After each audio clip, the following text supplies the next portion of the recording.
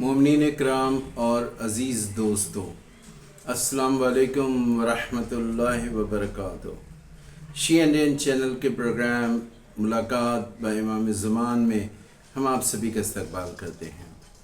आप जानते ही हैं कि इस प्रोग्राम में हम ऐसे वाक़यात पेश करते हैं जिससे आका इमाम ज़माना की मारिफत हमारे दिलों में बढ़ सके और हम ये जानें कि आका इमाम अपने चाहने वालों की किस तरह से मदद करते हैं। लेकिन वाक़या शुरू करने से पहले हम आपसे गुजारिश करते हैं कि अब तक अगर आपने शी एंड एन चैनल को सब्सक्राइब नहीं किया है तो सब्सक्राइब कर लीजिए, लाइक कमेंट ज़रूर कीजिए, अपनी राय दीजिए कि ये प्रोग्राम कैसा लगा, हम अपनी कोशिश में कितना सही है, और अपने दोस्तों से भी शेयर कीजिए कि वो भी इसे ज्वाइन करें। चलिए बातें हैं आज के वाक़े की तरफ।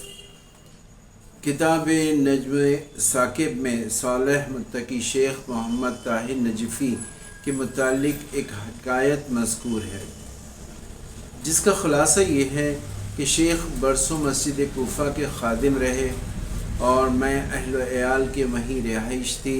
बहुत परहेज़गार मोमिन आदमी थे, आखिर में नाबीना हो गए थे।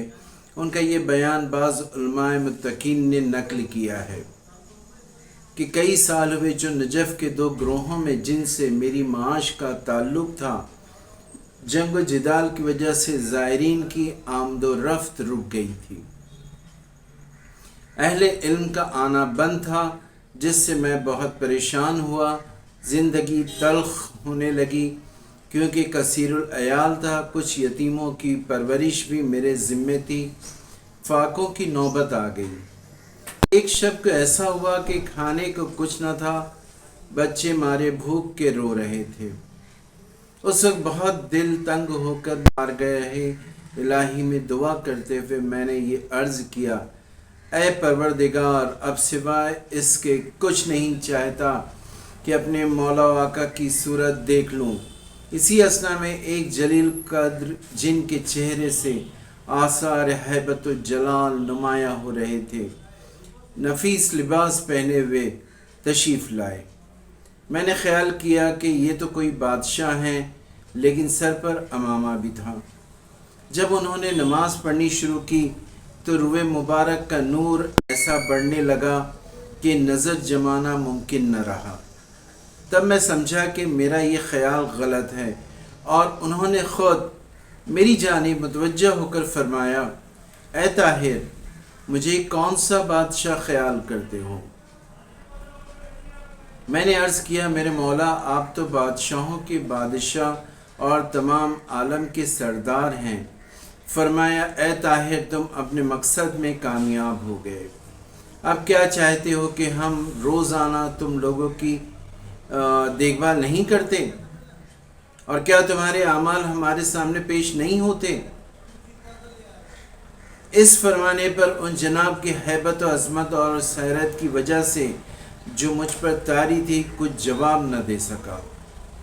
और अल्हम्दुलिल्लाह उस वक्त से माश के दरवाज़े मेरे लिए खुल गए और आज तक कभी तंगी महसूस नहीं हुई। देखा आपने कि वो किस तरह अपनी फैमिली और कुछ यतीमों के बारे में फ़िक्रमंद थे।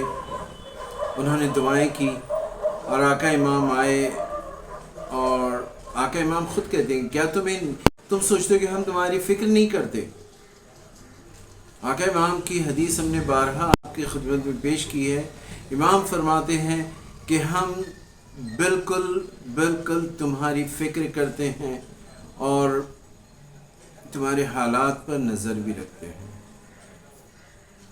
अब ये हमारे ज़िम्मे है कि हम अपने आका, अपने इमाम ज़माना अलैहिस्सलाम को कितनी शिद्दत से आवाज़ देते हैं, और साथ ही अपने आमाल, अपनी चीज़ों को भी देखना होगा कि क्या हमारे आमाल ऐसे हैं कि हमारे आका इमाम ज़माना हमसे मिले और हमारे पास आए।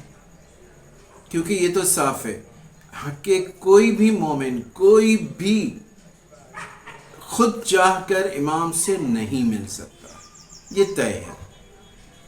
اس کی صورت بس ایک ہی ہے کہ امام اگر چاہیں تو وہ ہم سے مل سکتے ہیں، لیکن امام کب چاہیں گے؟ جب ہم ان کے ملنے والے کے لائق ہوں گے۔ دیکھا جاتا ہے نا کہ ہم جس سے مل رہے ہیں وہ اس لائق ہے کہ نہیں کہ ہم اس سے ملیں، تو آقا امام بھی تو یہی دیکھتے ہیں نا بھائی، ضرور دیکھیں گے کہ ان کا جو چاہنے والا ہے وہ کیسا ہے، اس کے اعمال کیسے ہیں۔ تو عزیز دوستوں، ہمیں چاہیے کہ ہم اپنے اعمال کو ایسا بنا لیں، اپنے اخلاق کا، اپنے کردار کو ایسا بنائیں کہ آقا امام ہم سے خود ملنے آئیں، اور یہ یقین رکھیں کہ آقا امام زمانہ ہر وقت ہماری فکر کرتے ہیں اور ہم پر نظر رکھے ہوئے ہیں، بس ضروری یہ ہے کہ ہم انہیں آواز دیں۔ تو ایک صلوات پڑھتے ہیں، اللہم صلی علی محمد و آل محمد۔